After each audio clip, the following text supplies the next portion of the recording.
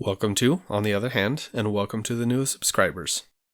I was going about my week as normal, grateful to be working from home, and when I got time at night, I was working on the next planned video on bias. Then this came across my wife's Facebook feed. Bring the LDS families that gathered in hordes at the Salt Lake City airport to justice.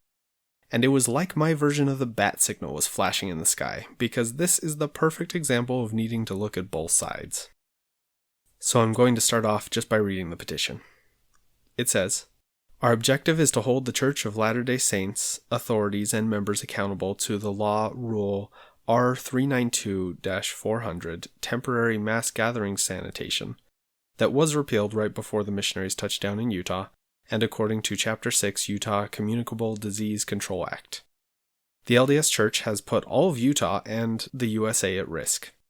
Under the authority of the LDS General Authorities, they have brought missionaries from overseas, Asia contention specifically, and had a mass gathering of over 1,600 missionaries and their families without testing for COVID-19 and without quarantine or a plan to transport the missionaries to a private place for pickup by their families.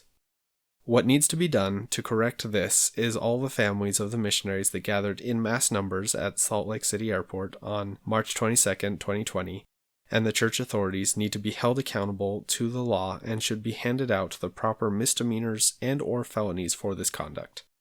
In addition, all the families that were in attendance at the airport should also be quarantined and put on house arrest until they can be tested for COVID-19, and then processed by the Salt Lake City Police Department once they are safely able to do so." So after reading this, I wanted to go investigate the story, so I went and found an article by the Salt Lake Tribune, because I knew they would have more info and likely wouldn't pander towards my biases. Speaking of biases, here are mine. I am a member of the Church of Jesus Christ of Latter-day Saints, and was a missionary for 2 years. It was the best and hardest time of my life up until that point, and one of the hardest parts was leaving my family and friends for 2 years and only talking with my family for a total of 5 times in a 2-year span, and only emailing once a week.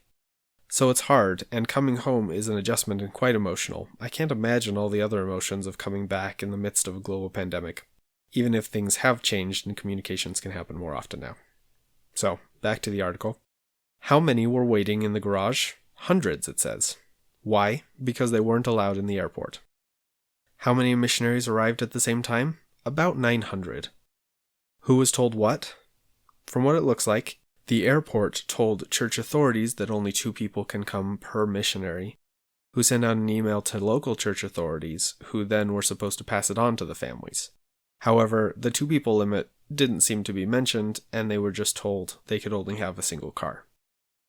So as far as I understand, 900 missionaries were sent into the parking garage to find their families. Assuming that everyone followed the rules that were not clearly communicated, which they didn't, how would the families pick out a missionary dressed very similarly to the other 900, and get their attention amidst the other 900 families picking up missionaries and keeping social distance of 6 feet from each other? For those of you who don't know, returning missionaries don't have their own cell phones when they get off the plane, so there's no texting or calling families to coordinate. So, these families probably would just get as close as possible to the entrance while trying to keep a good distance from others in an ideal setting. And if truly one family member was waiting per missionary out of the car, that would still be 900 people gathered around the entrance waiting for their missionaries to come home. So were the families following the guidelines and doing what they should? No. Would the outlined plan have prevented the crowd of people from gathering? Probably not, from a practical perspective. And would you have bent the rules a bit because you were anxious to see a child return home safely after so much time apart and so much uncertainty and worry? Probably. Finally, did the person who originally wrote this Change.org petition take the time to investigate or think through the situation before issuing a condemnation? Doesn't seem like it to me. So all these things can be true at once. It's kind of a crazy time right now, but let's take time to take some deep breaths and give people the benefit of the doubt where possible. And, as a universally loved song says, people make bad choices when they're mad or scared or stressed. Throw a little love their way and you'll bring out their best. As always, thanks, hope you enjoyed, and if you did, consider subscribing so you can get notified for new uploads.